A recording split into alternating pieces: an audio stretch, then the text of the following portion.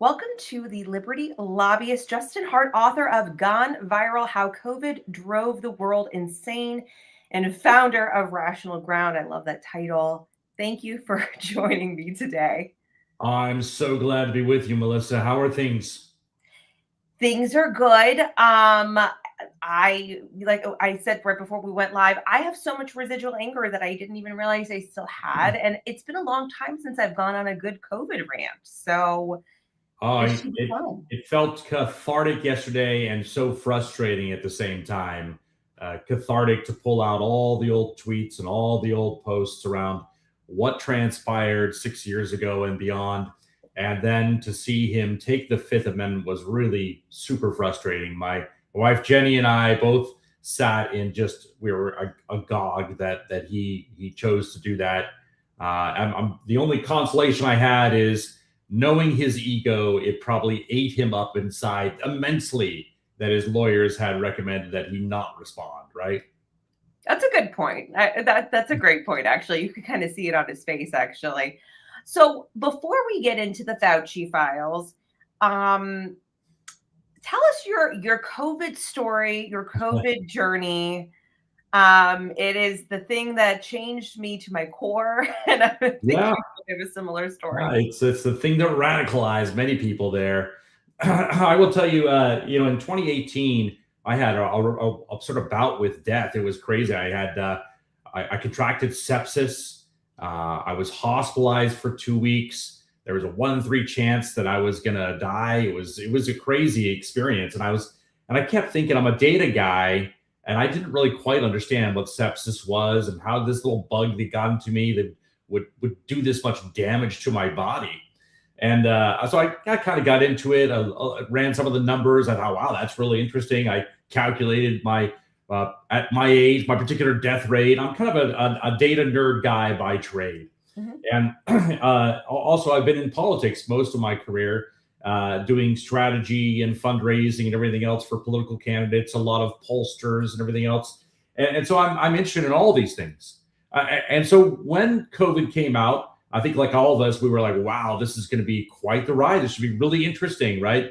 We took video of the big long line outside of Costco. We're here in San Diego, where people were getting in line early on in February or March, whenever it was, to go get paper, the toilet paper.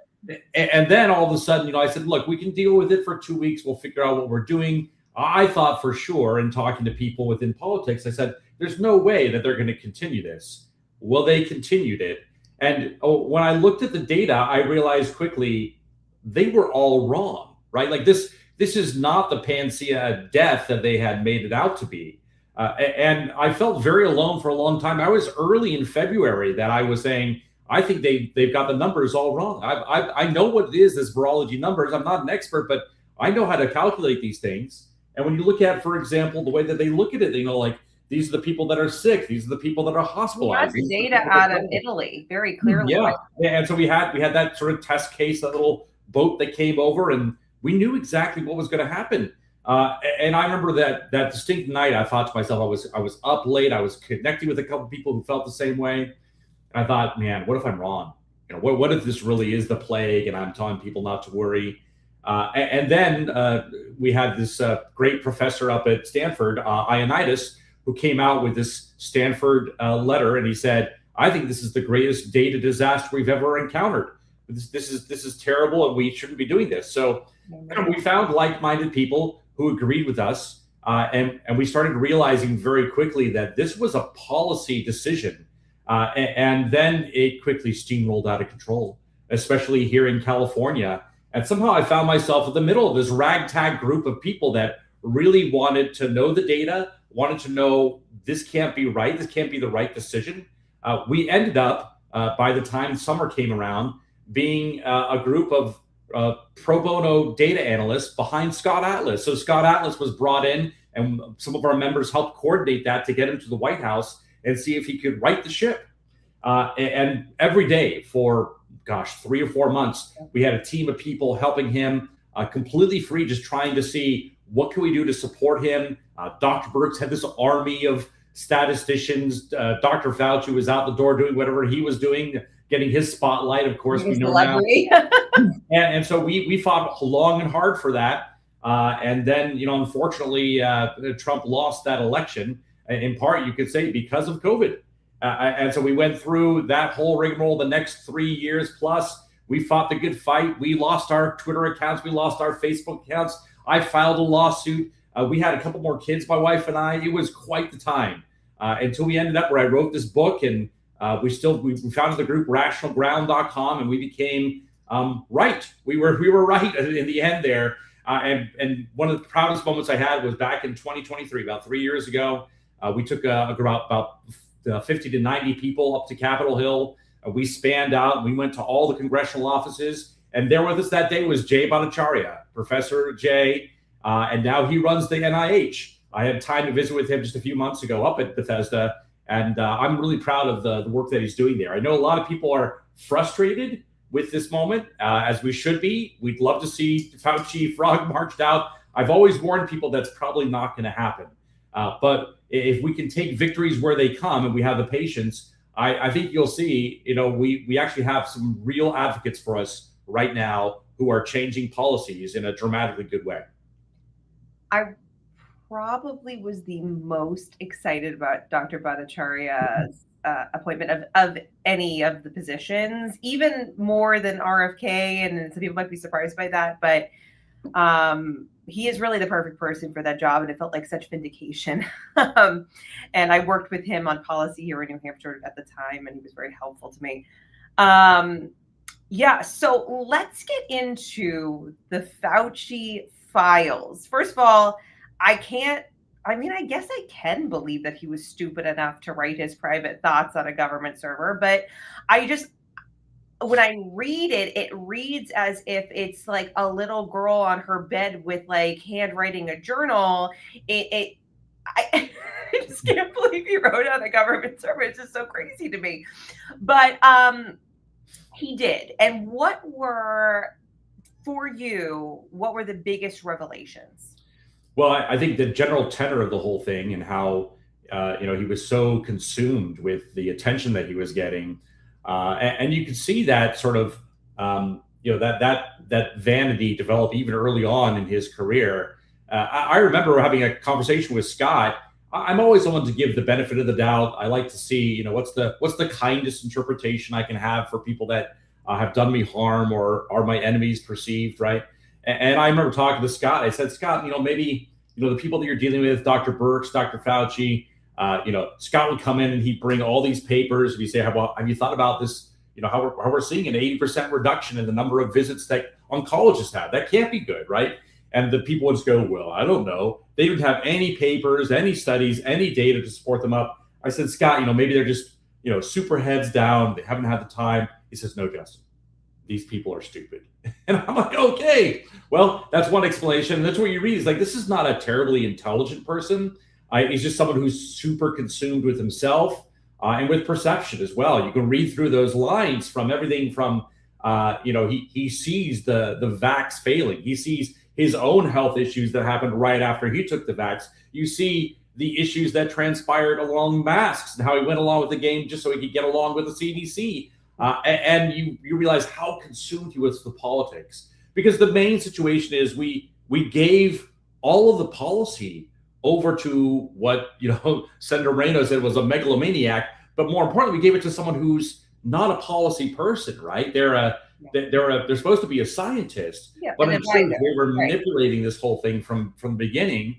And so one of the things that I love that Dr. J has done is he's separated now. There's a firewall between the people that make grants and make proposals and the people that make policy, and those two should be separate. Otherwise, what were the chances during the Fauci years of a study being proposed to, let's say, look at the efficacy of masks? Absolutely zero, because Dr. Fauci made that decision and Dr. Fauci made the recommendation. And so you've got to have that separation of powers. And I think Jay's been really, really keen on making that happen. I felt that it actually confirmed a lot of my personal theory about what occurred during COVID. And I want to see whether you agree with sort of the overall, the big picture, because obviously there were a lot of people on sort of our side of the issue who felt that there were a lot of conspiracies afoot, and I never really bought into any of that. I subscribed to the notion that it absolutely was a lab leak, and that, well, and actually his journal really shows that this was sort of the trajectory. He certainly had publicly even stated very early in 2020 that he didn't think that it had a significantly higher than regular influenza, like a bad influenza case fatality rate. Right. He was the one out there saying, "Oh no, you don't need to wear a mask or anything like that." Okay. And his journal sort of does reflect sort of a slightly more measured response at the very beginning, and then he flips. And I think a realization came that this came from a lab. And this has always been my feeling, that the elite, the sort of the high up experts, all of a sudden were like, "Oh crap, what if this isn't natural? Because if it isn't natural, how bad could it really be?" Yeah. And so I think there was some of that. And then, of course, the culpability of the fact that, we fund that particular, institute and all of that kind of thing. But I think there was a genuine panic that came from people like Fauci and Birx, where they were like, "Oh no, what if it's not natural? And what are we dealing with?" And so there was this massive overreaction that I think very quickly they realized, thank God, right? Like it wasn't that, horrible thing.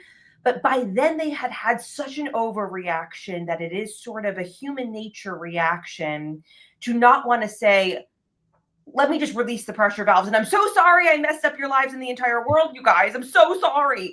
No, they can't do that politically. It is a very difficult thing to own up to your own mistakes, especially if you're a narcissist. And so the situation that Dr. Fauci found himself in is, he had to do a lot of CYA very, very quickly. Otherwise, it was going to get out of hand, and it did get out of hand. And so I think you're right. I think there was an element of, he didn't quite understand what he was getting into. You remember, you're right. At the beginning, he wasn't, that fervent about masks. He wasn't that concerned about the panic. He kind of said, "Let's calm down a little bit." Yeah, but then it all kind of came out. I think part of it also was, he kind of liked a little bit of the fame and attention he was getting. Absolutely. He didn't want it to end in many ways. This is a crazy scene. Mm-hmm. I'm coming out right now. I want to read you a quick excerpt real quick. I have a new book possibly coming out here in the fall called The COVID Screwtape Letters.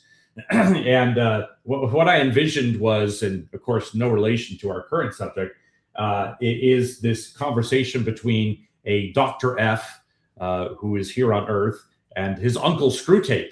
Those of you who remember the C.S. Lewis the C.S. Lewis short book on that as well will recognize the tone here. I'm going to read just a quick excerpt because right now Dr. F is writing a letter to his uncle Screwtape, right, who is a devil, and he's excited about one of the elements of the mask, right? So here it is. This is for the archive, Uncle. I commend to you the doorway of the restaurant, where the liturgy is most refined. The patron masks to cross the threshold, walks 10 feet behind a hostess, sits and unmasks for 90 minutes of talk and chewing among strangers. And should he rise, the cloth quickly returns for the 12 yards to the lavatory, the 12 yards back. The virus in this cosmology is a creature of exquisite manners, you see, ferocious in vestibules and corridors, harmless wherever food is served. It hunts the standing, it respects the seated. No one believes this, of course. That is not the achievement. They perform it anyway for the hostess, for the room, for their own membership. And for every performance teaches the muscle to notice the absurdity, to keep finding itself to itself. The man who will costume himself to walk to the lavatory has accepted the essential terms. His perception is negotiable. His standing in the society, though, is not. Look, these are going to be some interesting times as we try to deal with this.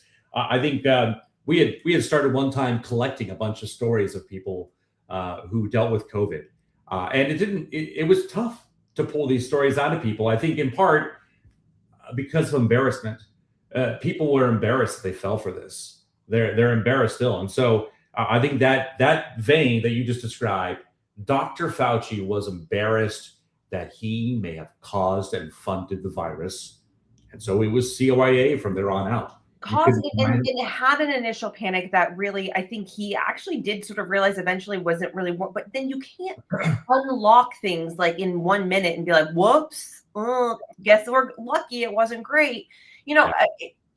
I just don't, and I worry that people aren't learning the right lessons from COVID, because especially out of these Fauci files, because they're like, oh, well, look, he knew that it wasn't so bad and he lied. Well, no, I actually don't think that. I think that he did eventually get scared because it was a lab leak. I think he legitimately changed his mind.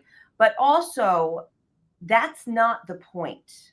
Lockdowns, mass testing, mask mandates, none of those things were ever going to save people's lives, regardless of how bad this respiratory virus is.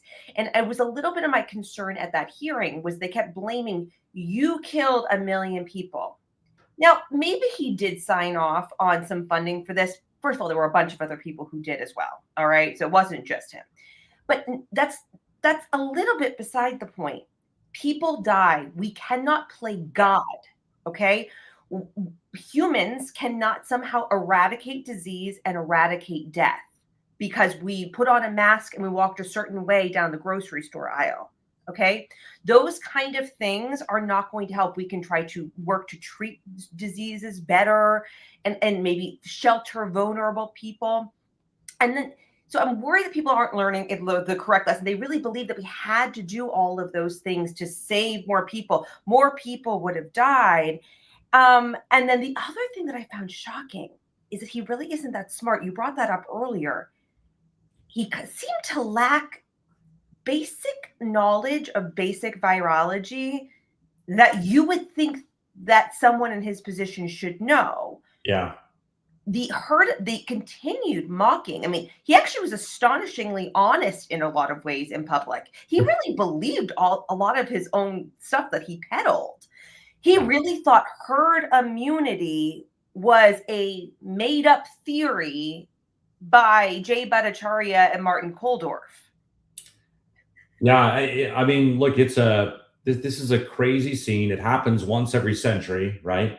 What's funny is you go back to 1918, and there's pictures on the front page of the San Francisco Chronicle of judges and mayors masking for, basically for the public, trying to show their approval.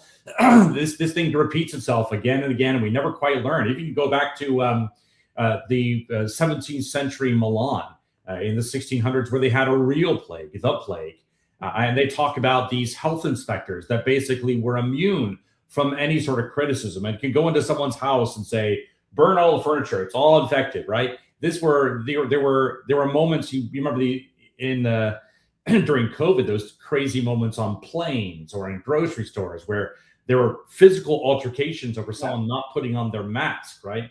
There's a story recounted from Milan in, again, the 17th century, where a gentleman is seen brushing off a bench, but it was presumed that he was actually infecting the bench with some soitered water or something like that. And immediately the crowd took him out of the chapel and beat him to death, right? These things happen, and it's crazy how we repeat this as humans. It's almost like this is just a terrible curse that we're with. It's the virus of the fear of the mind was worse than the virus itself, is what the authors back then said, and that seemed to be true of this case as well. Now, people did die, and as far as like if you compared it to the 2018 flu season, it was a difficult set of flu season years. I put the deaths by my estimate at about 400,000 around those 3 years or so. And it's curious, if you look at the charts of the deaths that came in and hospitalizations that the recorded deaths, for some reason, all deaths from hospitals stopped recording around March of 2023.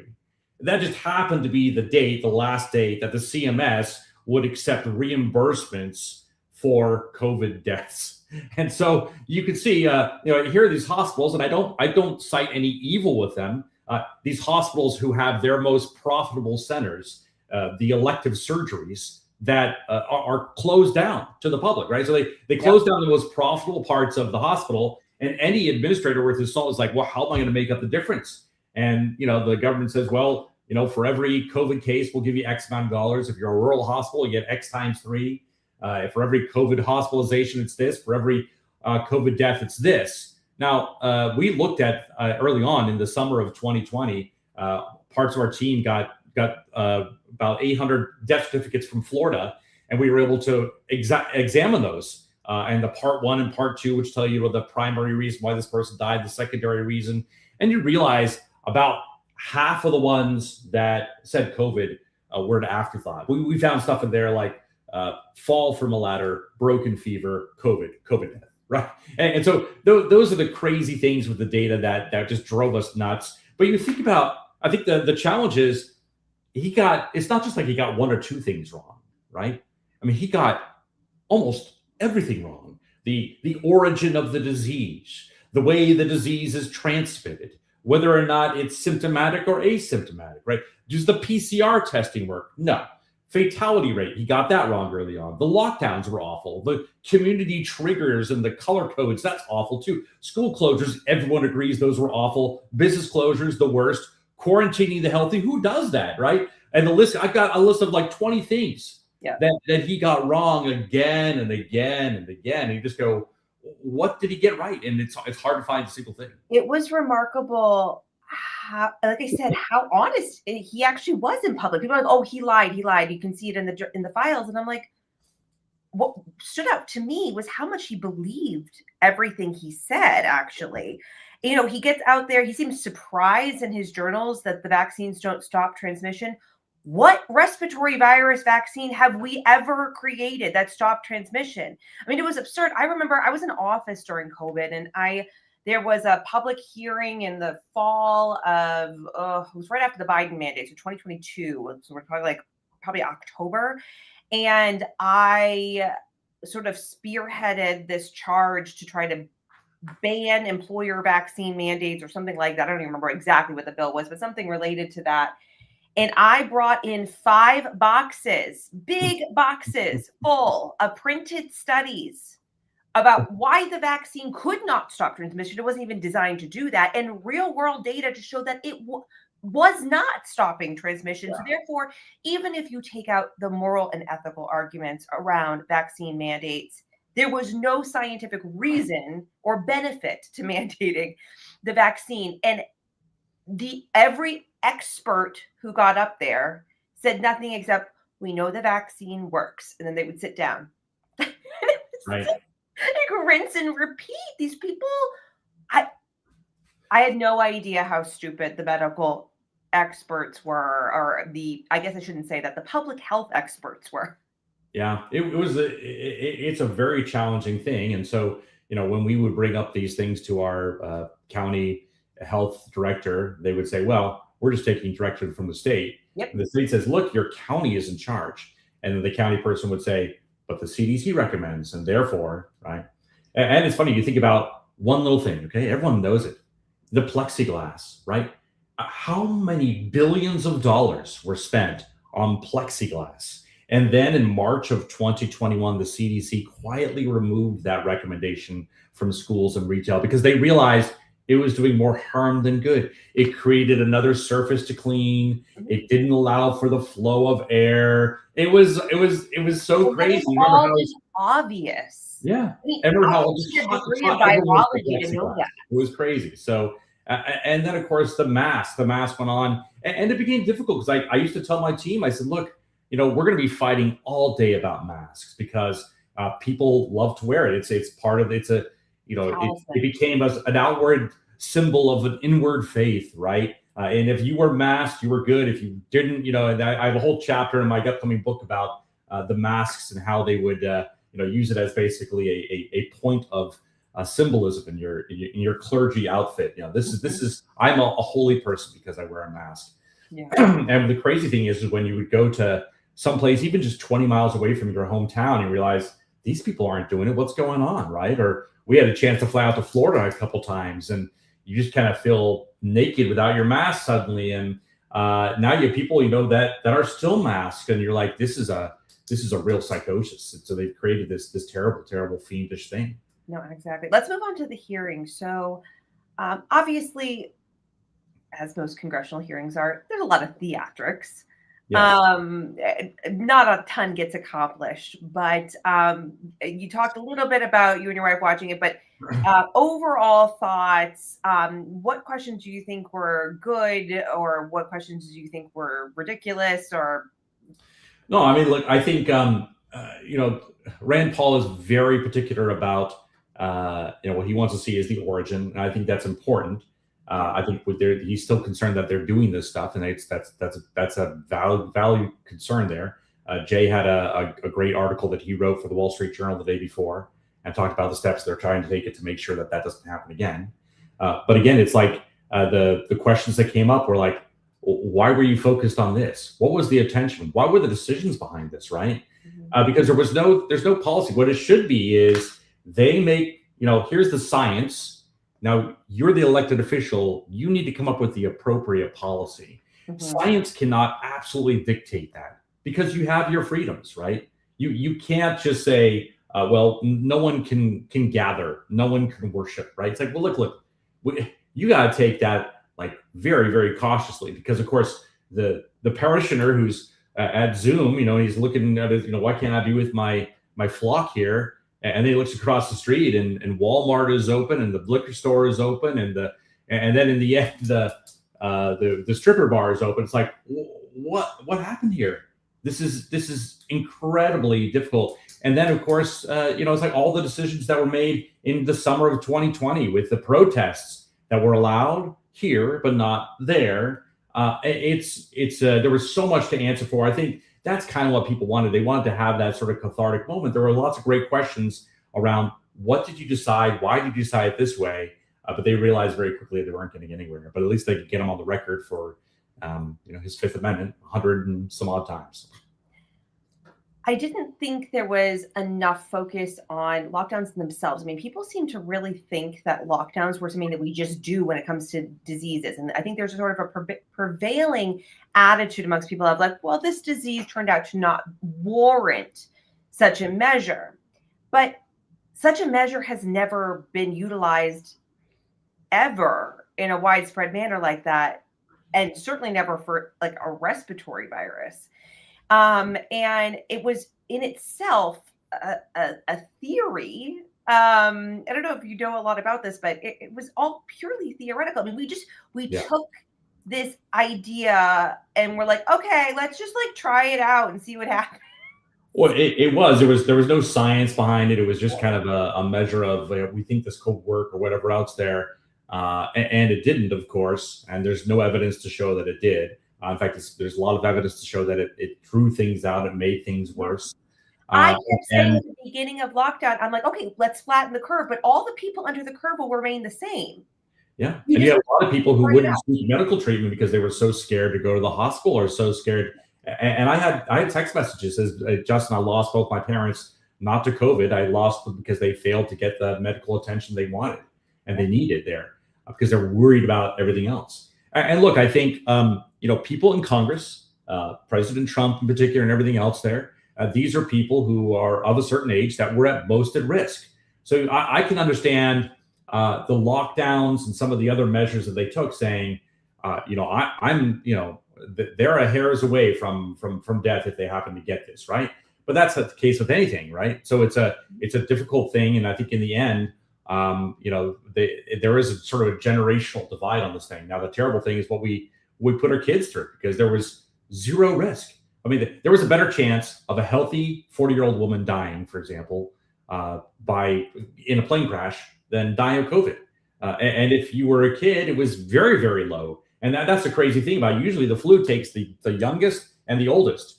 And this time it was purely up there. And so it was, when we saw the stats come in, we're like, look, this is the way to go. Protect those people who are most vulnerable, but everyone else, please go about your business. This is not healthy at all. So, I thought that Ron Johnson had the best questions that were probably the most salient still to date. I'm talking about, I mean, to me, if you're in a pandemic, especially if it's something novel like this was, that the top priority should be figuring out treatment, right? And Right. yet we did the opposite. We Yeah. spent a lot of time on the COVID treatment issues. We not only blocked treatment, demonized treatment, we took license away from doctors who were effectively treating it. And we demonize them for not just, I don't know. I was very involved in all of that. And it was just so wild to me. Like, what, they were just supposed to sit back and let them die. I'm confused. And so I think he spent a good amount of time on that, which I appreciated. And, the vaccine issue, he was the only one to bring up the vaccine issue. And I don't really know why. I thought we spent a lot of time on things that were maybe not as important as they should be. Although I actually didn't know about his whole cash prize thing, how Oh he yeah, that was all crazy. these government Well, employees. the thing about the vaccine is this: Mhm. President Trump has declared himself the father of the vaccine. I know. And when you are part of that administration, and when he was on the show, it's really difficult to Mhm. now do an about face and say no, that was really bad thing, right? Mhm. I think he's made some ovation saying, yeah, maybe we should take a look at that. Certainly for young kids, for young adults, there are numerous examples, and I think the evidence is pretty stark that a second booster on this thing was a very very bad thing for these kids. I Well, think I there's know that's politically why they can't. But I mean, did you realize that Trump posted on Truth Social minutes before the hearing began, continuing to congratulate himself on Operation Warp Speed? And I'm like, how tone deaf do you get? Yeah, it's a difficult thing. I myself, I'm in politics, and so I raise money for candidates on the right. I've raised millions of dollars for President Trump myself. I took him to task and during the primaries, but when he won, I got behind him, and in the end, when he appointed Jay, I'm like, we have a chance here to do some things, and that's the thing with politics, right? You've seen some of our colleagues that we really cheered on. They were head of other departments, and they didn't make it, right? Yeah. And they left and or were pushed out or otherwise. And one of the reasons is politics is a difficult game to play, and it's a game of patience. You have to sort of be patient to do the right to sort of push it along in inches. And if you gain the trust of the people that are there, then you can make some real impact. So I'm hoping that the people that are left there that are still pushing can have great success. I think we're going to look back and find out there's some real big changes that they made. And as Jay says, it's kind of a second wave of a scientific revolution to look at reproducibility as a structure underneath any sort of policy recommendations. To put a firewall, as I mentioned before, the limitation of grants towards just Ivy League schools. I don't know if you know this, but 70-80% of all the grant money goes to about 25 schools. And it's this terrible feeding frenzy, which is the schools get the grants, they build better facilities, which attracts better talent, which then attracts more grants. And so you've got to figure out how to break that cycle. Otherwise, you'll be stuck with the same doctors and they'll make the same recommendations because they're all within a 20-mile period. So these are things that we're looking very strongly at. And I think there's some headway to be made if we have sort of the patience to take it. I know a lot of people have taken issue with President Trump, even with RFK and even with Jay on certain things. But I would say hold steady. Let's see what we can do in the next 2 years. So obviously, Dr. Fauci decided to plead the fifth, which was entertaining to watch. Actually, before I get into that, I did enjoy his lawyer getting thrown out. It was fun. But so again, these things are very theatrical, and even his entire "I'm going to plead the fifth to something that he actually cannot be criminally prosecuted for," it in itself, of course, was wildly theatrical. But what were your impressions of that? How did it make you feel? Well, I pegged it at a 50-50 chance that he was going to do that. I didn't think his ego was going to I thought he was going to burst out of his shell and just start yelling like he did before. Look, we have we have a lot of the records now, more are coming out. And I think it's become evidently clear that this was basically a political beast, and for many decades was. And you can see him basically become this sort of hermit crab, almost someone who just averred the public. In his writings, you can see again and again in the famous article he wrote with David Morenz, that buffoon there. This was in Cell magazine in October of 2020. And he says, can we at least try to bend modernity to our will, right? He was so worried about all the sports events and all the different big things and gatherings. And can't we just go back to primitive man? But, and so this is a really interesting person who just devolved into this hermit crab and tried to foist everything on everyone else. It's a sad, sad tale. And I think there's going to be plenty to write about this. And hopefully we learn the lessons, but also we take this moment of small triumph right now where we're in power to try to change some things so our kids don't have to go through this again. One point that I think is a lesson that I worry people are not learning is, why were we all so quick to follow one man and off the bridge as he jumped off? Like, maybe we shouldn't just follow unelected bureaucrats or an elected bureaucrat. It doesn't matter. Maybe we shouldn't jump off the bridge just because somebody told us to, right? Like, maybe it's a difficult thing. You think back even to the days of Moses and how the children of Israel were suffering there in the desert. They're all being bitten by these flying serpents, and Moses gives them a rule. He says, "Hey, just look up here." It's like there are prophets out there that truly we should follow, because they have some really good suggestions, and there's other ones that we fall down a terrible path, and the consequences are devastating. Yeah. So I think you're right. I think the candles that were made in his honor, the bobbleheads, and he gathered them all too. His whole room was just a shrine to himself. Joan Baez reveled in it. I mean, he was so thrilled, right? Yeah, and obviously his journal really showed how much he reveled in it and just soaked it all up. And my goodness, I mean, we all saw it, but really reading it is something to behold.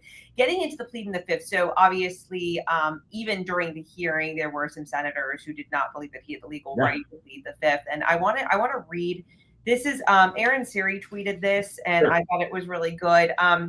So he wrote, the 4 mistakes Fauci made when pleading the fifth. Number 1, once a witness opens the door to a topic, the witness cannot then plead the fifth with regard to that topic. And Fauci's opening statement opened many doors widely, including when he claimed he had a decades-long record of cooperating with Congress, including during and after the COVID pandemic, when he appeared multiple times for hearings in the Senate and House. That he puts the question of whether he properly cooperated when responding to questions, including prior questions from Senator Paul, in all of those hearings directly at issue. And then he goes through a couple of just very specific examples. Number 2, the Fifth Amendment can only be used when answering a question which would present a real and appreciable danger. Thus, his use of the fifth during the hearing for questions that clearly don't meet this standard, including about the color of his tie and what day of the week it is, reflects on its improper use during the overall hearing. Number 3, since invoking the fifth is question specific, announcing before even hearing the question that he would refrain from answering the committee's questions under the fifth was itself improper. And number 4, finally, ignoring the broad presidential pardon he received as if it doesn't exist, including for questions that would clearly fall within the parameters of that incredibly broad pardon, was a misstep that may come back to bite him later. The reality was that he was not protecting himself from self-incrimination. In any type of real court, he was protecting himself from self-incrimination in the court of public opinion. I think that's well said. He's a good friend, and he's spot on there. I think it'll be interesting to see. He'll probably wiggle out of it, though. This is Dr. Fauci. He wiggles out of these things all the time. So. He does, but I doubt. Like you said at the beginning, I doubt that he, actually ends up, in any kind of jail situation. But I am fine with hounding him until he dies. Yeah. I mean, look, I'm one for forgiveness, as I say, for a lot of people who were on the wrong side of this equation. But in the end, I say, look, the consequences are you must never have an influence over public policy again. Yes. And Deborah Burke's the same. And you didn't hear my intro, but I actually started off with that she has managed to wiggle out of this in a way that she is actually currently appearing on Fox News and News Nation as an expert and a person of authority again, which truly was the mastermind. I mean, he might have been the face because the media loved him and he loved the media. but she was in most ways kind of the mastermind. Yeah, she did her rainbow tour around the country, and she converted people like the governor of Ohio and otherwise that might have gone the way of our friend Ron DeSantis. But boy, what a crazy ride this has been. Yeah, absolutely. How can people find you? You can find me at on X at Justin_Hart or at rationalground.com. Sounds great. Thank you for coming on tonight. Thanks, Melissa. Great to see you again. All right. Bye-bye.